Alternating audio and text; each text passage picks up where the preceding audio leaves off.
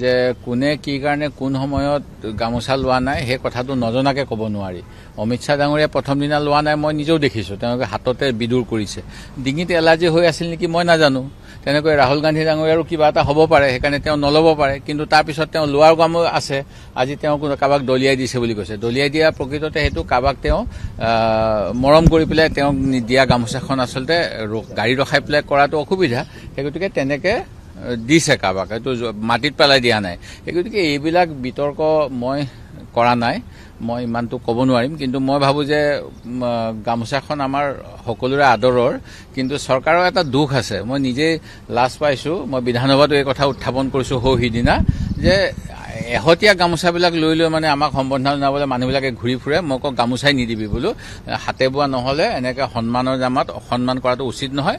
আৰু এই চৰকাৰখনৰ এইটো দুৰ্বলতা যে সিদিনা গুৱাহাটী ৰেল ষ্টেচনত বস্তাই বস্তাই গামোচা আহিছে, আৰু চৰকাৰে গামোচা বাহিৰা কাপোৰ এইবিলাকৰ বিৰুদ্ধে বেন কৰি থোৱাৰ পিছতো একো কৰিব পৰা নাই।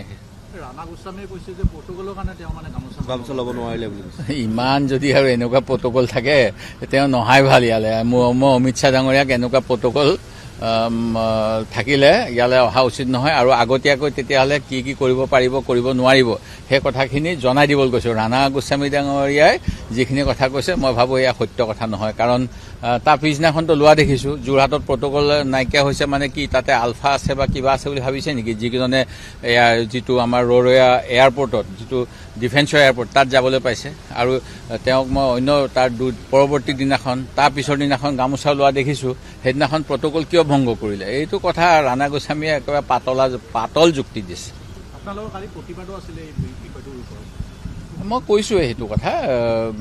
মানে প্ৰতিবাদ প্ৰকৃততে অকল সেইটোৱে নহয়, প্ৰতিবাদ কৰিব লাগিছিল গুৱাহাটী ৰেল ষ্টেচনত কেনেকৈ গামোচা আহিবলৈ পালে বস্তাই বস্তাই, তাৰ কাৰণে কোন দোষী তাৰ তদন্ত কমিটি এখন SIT আৰু আমাৰ অসম চৰকাৰৰ পাৰদৰ্শী বিষয়া যেনেকৈ গৌৰৱ গগৈৰ পত্নীৰ কাৰণে পঠাই আছে, গুজৰাটলৈ পঠাব লাগিছিল।